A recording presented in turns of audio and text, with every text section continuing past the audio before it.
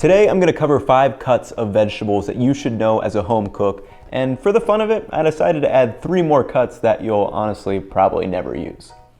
To have the best success with these cuts, you need to have a sharp knife. So that means you may need to touch up your knife on a whetstone or run it a couple times on your honing rod.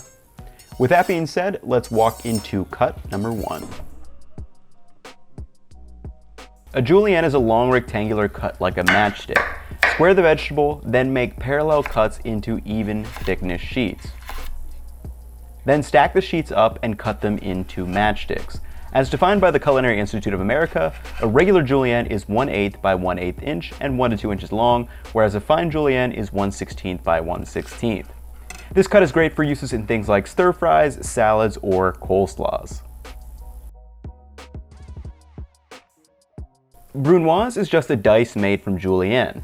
Like before, square the vegetable, then make parallel cuts into even thickness sheets.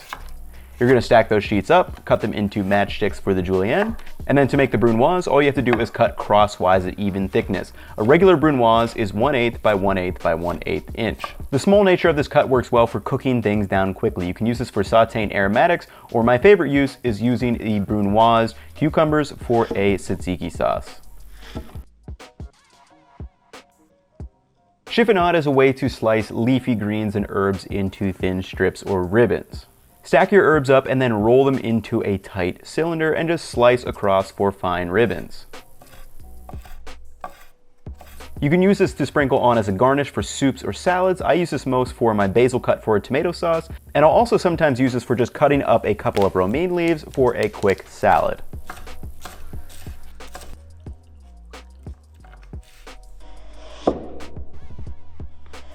A bias cut is just a diagonal slice across a vegetable.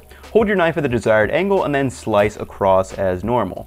This cut opens more surface area of the vegetable, so it is often used for things like grilled or stir-fried vegetables.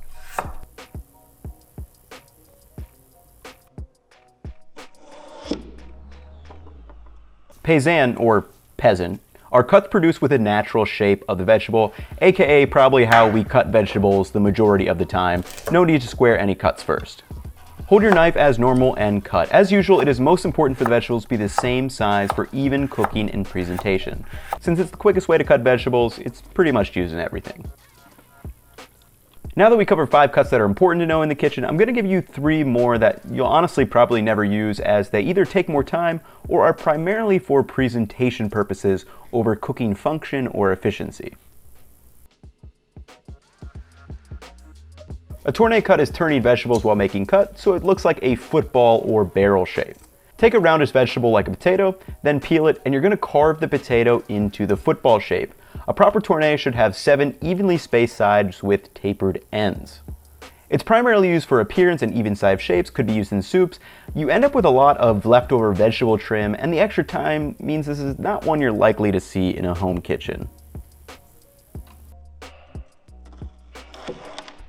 The lozenge cut is a diamond-shaped cut made from sheets of vegetables. You're going to square the vegetable and make parallel cuts into even thickness sheets like you would for a julienne or a brunoise, and then you stack the sheets on top of each other and cut at a bias.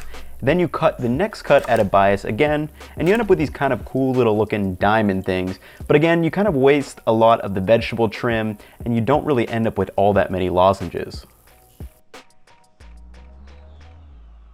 A roll cut is kind of like 2 bias cuts into one. You're going to slice diagonally across the vegetable, then you're going to roll the vegetable 180 degrees away from you and cut at the same angle. You get these kind of cool looking triangle circular shapes. This could be used in things like stir fries, but again, it's more for appearance than anything else. So let me know down in the comments which of the cuts are your favorite. Personally, nothing quite gets me going more than a fine brunoise. That's going to wrap it up for the video. If you enjoyed, drop me a like and subscribe, and I will catch you in the next one. Peace.